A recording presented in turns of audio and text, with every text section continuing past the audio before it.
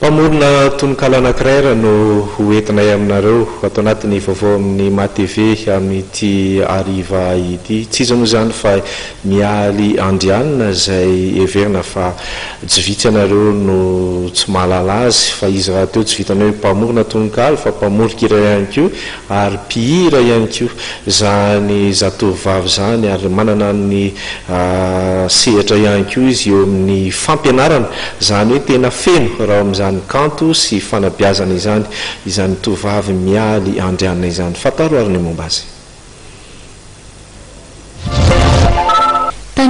Mpanoratra malagasy izay isany manana ny maha izy azy mialy andrianina, mpanoratra tononkalo, mpamorona tononkira ihany koa ny tenany ary vao nanomboka teo amin'ny 12 taona no efa tao anatiny izany fanoratana izany saingy ny mafy sy ny nahazo vaky izany amin'izao fatandrany izao. Efa mbola kely aho dia efa tia manoratra mamorona sombin-tantara mihitsy aza mbola tena tany amin'ny 12 taona tany vataditiko dia nataoko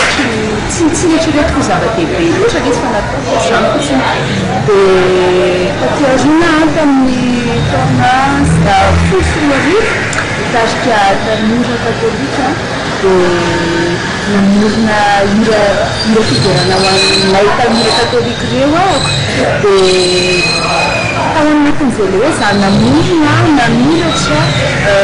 namorokira zay dia maneho fanoratana tononkira eo aho mitoraka le miverina teraka tatao miamafy angambany le fanoratana dia farany ohatrany hoe milalika dia tamin'ny taona 2014 zany nanapa-kevitra andeha ho ataoko matitra ty fanoratana tononkalo ty fa tsy afaka hoe ao anatiko dia tia manoratra matitra zay tsy tonga dia vola mikonjona na hoe resa-vola izy fa fitiavana an'ilay manoratra hitako hoe tsy afaka hoe ao anatiko dia hoe matitra fitenena na ao eo amin'ny endrika na ao amin'ny foto-kevitra zay soratako sy izaray fa dia mba ataoko zavatra mivakiana fa tsy manoratra ohatry hoe tsy misy tanjona tambola kely fotsiny. Efa maro ireo asa soratra nosoratany ary efa misy mihitsy ny boky navoakany izay mirakitra ny tononkalo, izay vokatry ny aingam-panainy, izay mirakitra ny andavanandro sy ny tontolo iainana amin'izao. Fotitra, totom-pitondrana, fototry ny fanitrana, mampanjaka fandrobany. Misy angereo olona dia andresy tsy mitolo dia mitavana ombefa everiny arendro hoe miafaka avy hatrany dia bata mandroba sy manjakazaka